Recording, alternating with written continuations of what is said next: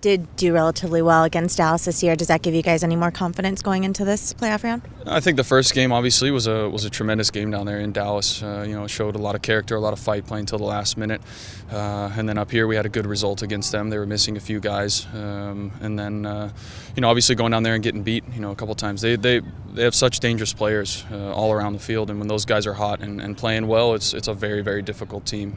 Very fast, very physical, and they're going to be fighting for their lives just like we are. Anytime a tournament comes up, they'll be at home knowing that now they've got to play away the second game. So in their minds, I'm sure they're thinking they have to get a result there, to transfer over into a result against us here on Sunday or Monday. So, very difficult team.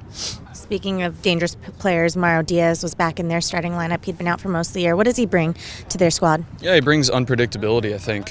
He's a guy who's low to the ground, low center of gravity. You think he's going one way and he goes another. He has a lot of key passes in good areas that, turn defenses around. So, having an awareness if he's out there. I know that there was a tussle last night. We'll see. But they have 3 or 4 players like that in the midfield that can create. And then the 2 targets up top and Perez, whoever they put up top, they've got 3 or 4 that they can rotate through. So like I said, a very dangerous team, and they seem to make plays at the right time, and especially at home. So we've got to be aware and on our A game.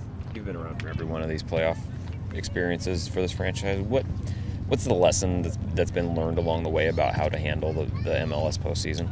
I think each one brings a different set of challenges, who you're playing, if you're playing at home or away first. So for this one, we're happy to avoid the play-in game. That's just extra mileage on the legs, at the end part of the year, the latter part of the year. So, avoiding that is big, knowing that we should be 100%, going into this game. And at the end of the day, now that away goals apply, knowing that if we can sneak one in, that's going to be a huge advantage also moving forward. So, like I said, each playoffs then provides different challenges because there's new rules every single year. Go ahead. Just how big is that now that away goals are the determining factor? And I think it puts more emphasis on away teams playing better soccer and trying to make it a better game and not just sitting back and defending for 90 minutes and hoping that you get a result at home. So, it puts onus on us that now, okay, we don't, our play dictates, more of an attacking style and scoring goals. So maybe this plays in, to us. If we can sneak one in, it's going to be advantageous. So, but we've got to play tight defensively. We've got to keep,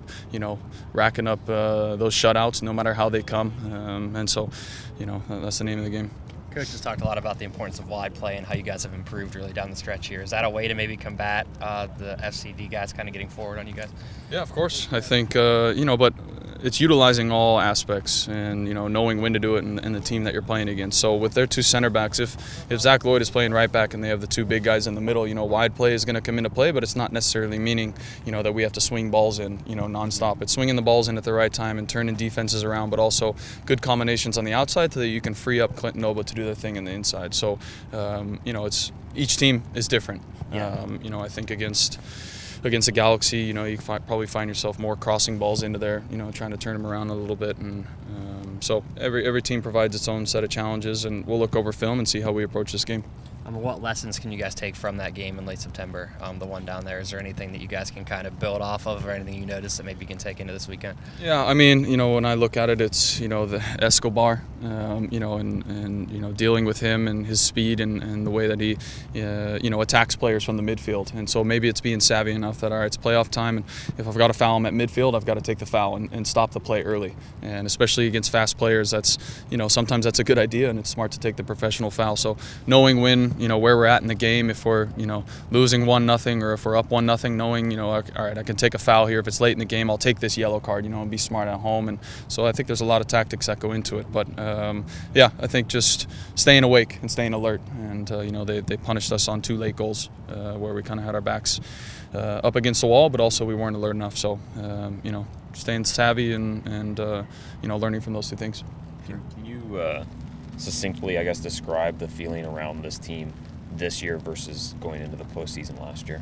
Yeah, I mean, last year it was we were struggling to even make it in. You know, we made the playoff game, and you know, we had a good game against Colorado, I thought, but you know, again, Colorado was another team scrapping to get in late. You know, they were the 5th place team, so yeah, definitely a different mood. You know, winning the Supporters Shield, I think, takes a little bit of pressure off your shoulders, and going in maybe a little bit more relaxed, and knowing that all right, we've done a phenomenal job this year, and it's nothing we haven't seen before. So there's no reason to come in and play nervous and you know, play anything out of the ordinary. So for us, I think we go in with a good mindset now, you know, winning Supporters Shield and you know, being a winning team and getting results down the stretch and going with a positive attitude, and we know that we're going to get chances. And so if we finish our chances and these guys, you know, we keep it to 0, we got a good shot of you know, obviously advancing out of this first round.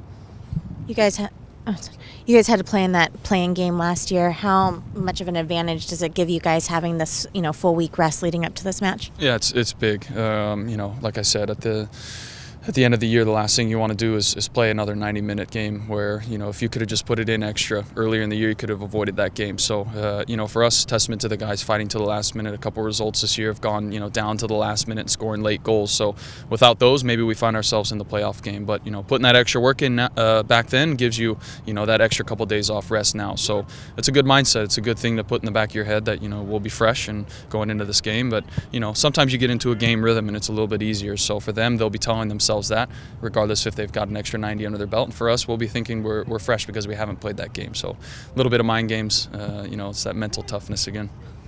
I believe you were with Marshall's teammate when he won at least one of his Defender of the Year awards. Are you seeing similar quality out of him this season? I mean, I don't know who else it would be.